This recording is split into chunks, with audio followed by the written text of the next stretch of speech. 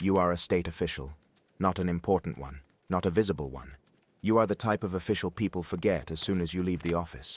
3 years in immigration inspecting containers no one wants to open. 2 years in documentation correcting misspelled names on passports. 6 months in a department that doesn't appear on the official government website. A department not even mentioned at family dinners. A gray building, tinted windows, doors that require 3 credentials to open. Files that never have full names. Your job seems boring, bureaucratic. Your talent doesn't seem special either. You don't shoot weapons. You don't hack systems. Your talent is different. Patience. You can listen to a conversation for an hour without saying a word. You can look around a crowded room and remember every face days later. You can read 20-page reports and spot the single line that truly matters. You are a man who watches and waits. Your colleagues consider you meticulous. Your superiors consider you reliable. You always say the same thing when asked about your job. That you are just a servant of the state. That you simply do your job. Nothing more. But that is only part of the story. Because the official who signs papers during the day is the same person who runs something much bigger at night. A network, an organization, called Orange Sky, a business spanning 3 continents, hidden laboratories, scientists expelled from universities, shell companies transporting materials that officially don't exist. You don't manufacture biochemical weapons. You connect the people who know how to make them with the countries that want to buy them. These weapons could destroy continents in seconds. Many of your clients are officials from other countries who want to be prepared out of caution. You are the perfect intermediary, an invisible man. A bureaucrat no one looks at twice. Exactly the kind of person who can move the most dangerous weapons on the planet without raising suspicion. For years the system works perfectly. The state pays you to protect the country. Your network pays you to sell things no country should have to the world. 2 lives, 2 faces, 2 versions of you. Most of the time those lives don't intersect. Until today. Now you are sitting in the president's office, and you need your own intermediary so your 2 lives do not collapse together. The most powerful man in the country walks back and forth in the room while discussing with the generals, and you are his right hand, his friend. The projector's light casts everything in blue. On the screen in front of you there is a satellite map, a small country, a patch of land almost invisible between larger borders. But to him it is a threat. "It's over," he says. He stops in front of the map, places his hand on the table. "Erase it from the map." The order falls in the room like a stone into still water. No one responds. Everyone knows what it means. A total attack. Weapons that officially do not exist. Thousands dead within minutes. The president turns. He looks at you. He always looks at you when making tough decisions. Because you don't react. You don't argue. You only calculate.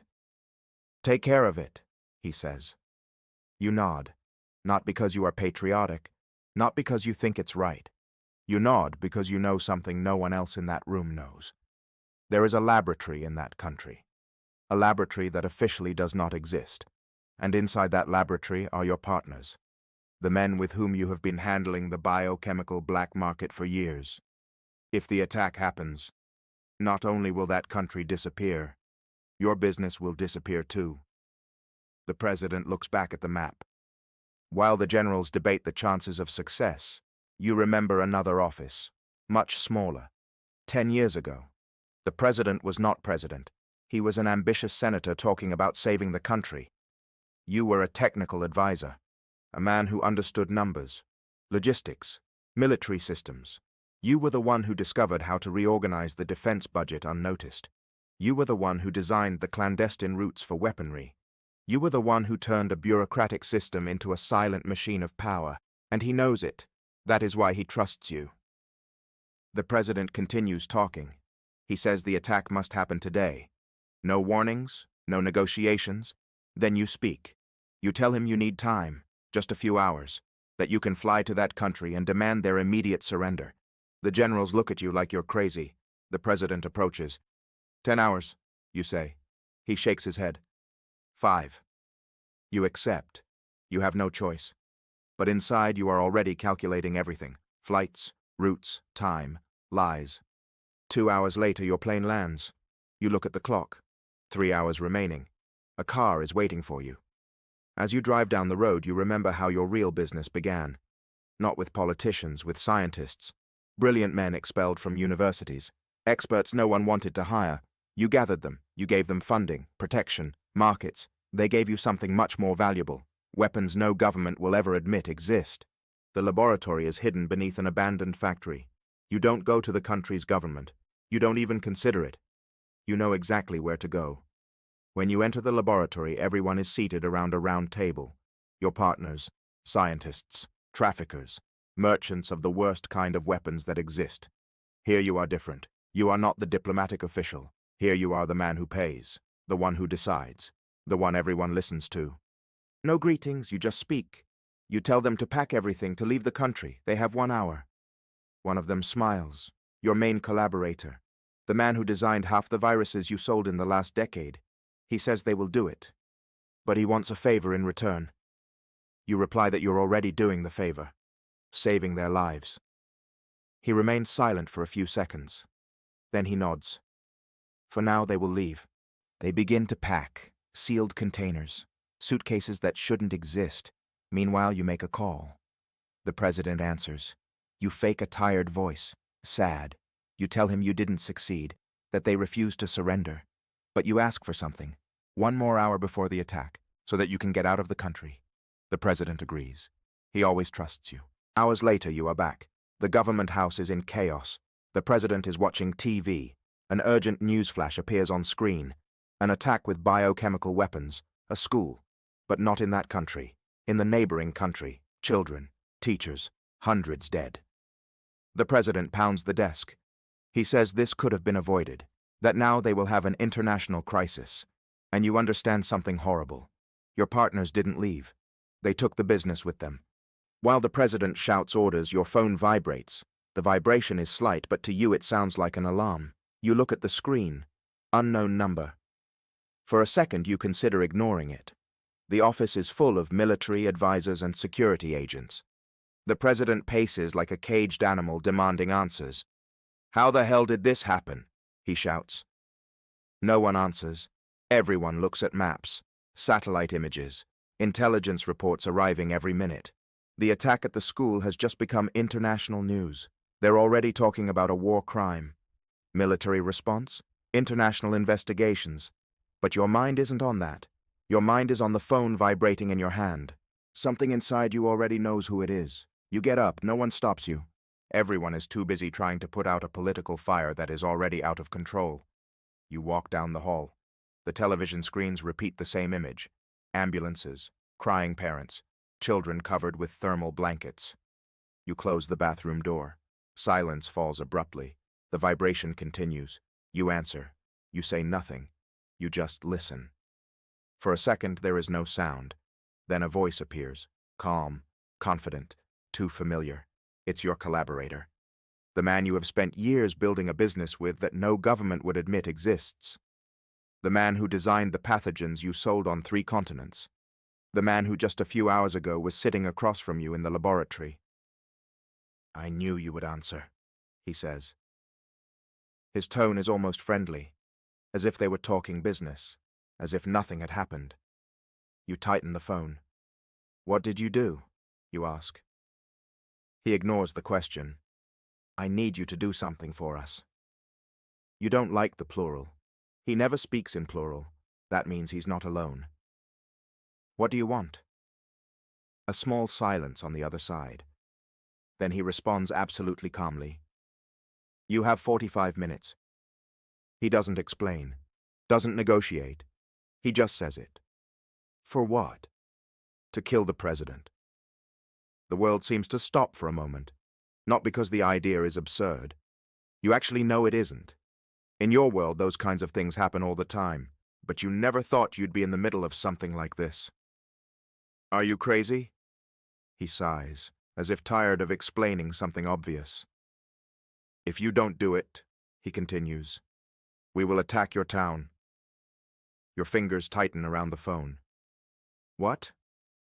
Your city. Now his voice is colder, more direct, the place where you were born. And in that moment you know he's not bluffing. They know everything about you, because you told them yourself. Years of dinners, Years of business, years of trust built in closed rooms. They know where you grew up, where your mother lives, where your brother lives, where your neighbor's children go to school. Your collaborator keeps talking. We have something prepared, something small, something that will show we are serious. You lean against the sink. You look at your reflection in the mirror. For years you thought you controlled the game, that you were the man moving the pieces. Now you understand something horrible. The pieces can move on their own too. Why? You ask. A short laugh is heard from the other side. Because you're the only one who can. There are 1,000 easier ways, not for us. Then he says something that leaves you frozen. We want you to be president. You remain silent. This is not a joke, he continues. We need someone at the top. Someone who understands our business. Someone who protects us. Someone who lets us keep working. You take a deep breath. Your heart pounds hard against your chest. That's madness. No. His voice is now completely cold. It's an opportunity. Just like the one you have now, to like this video, subscribe to the channel, and tell us what you think of this great story. You look at the bathroom door. On the other side are the most powerful men in the country. Generals, ministers, agents, and at the center of it all, the president, a man who for years trusted you. Your collaborator speaks again. 45 minutes. I'm not going to do it. Then we'll watch the news together. What news? The answer comes without emotion. The news of your town burning.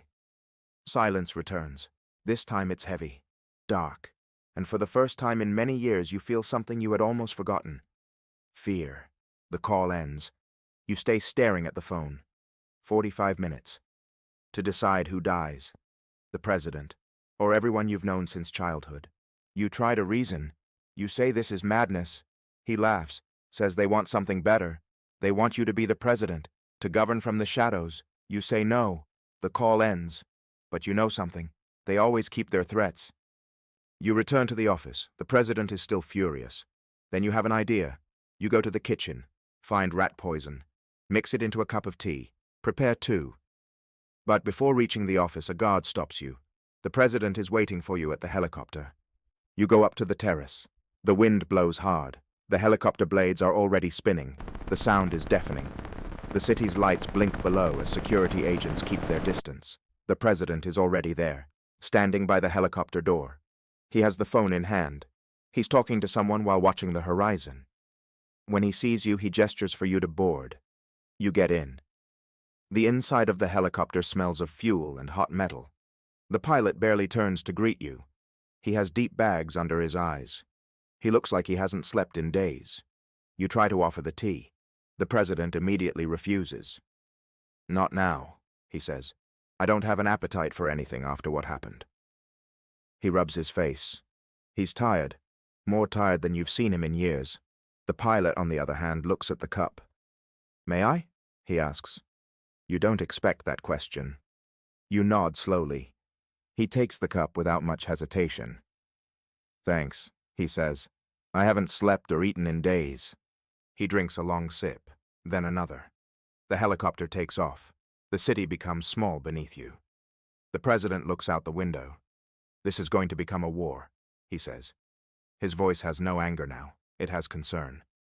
They will blame us, he continues. They always do. He looks at you. But we will fix it. He always talks like that. As if any disaster could be solved with the right decision. As if the world still obeyed orders. He looks at you with a half smile. That's why I need you here. You don't answer. You start to sweat. You don't know how long the poison will take. You try to remember how long until it takes effect. 5 minutes. 10, maybe more. The pilot begins breathing heavier. At first no one notices. Then he wipes his mouth. Are you okay? The president asks. The pilot nods, but his hand trembles over the controls. A minute later it happens. The pilot leans forward and vomits, right onto the controls. The president jumps up. What the hell? The helicopter shakes. The pilot tries to stay conscious. He breathes with difficulty. His hands slip over the wet controls. Hold on, says the president. But the pilot is already losing control. The helicopter violently descends. Below you is no longer a city, only darkness, a vast desert. The pilot manages to stabilize the craft for a few seconds. Enough. The helicopter crashes hard into the ground, the cabin shakes, the engine spins for a few more seconds, then it stops. Silence is sudden, unreal. The pilot opens the door, attempts to get out, but barely takes a step, and falls dead on the sand. Now you are alone, you and the president. The desert wind blows around the helicopter. The president looks at the pilot's body, confused. What the hell happened? You don't answer. He looks at you. Help me get him down. You nod. You go out first. The desert air is cold. You take the pilot's weapon. The metal is warm. The president descends with difficulty. He is talking on the phone. The president smiles. Hello, champ. His voice changes completely, softer, more human.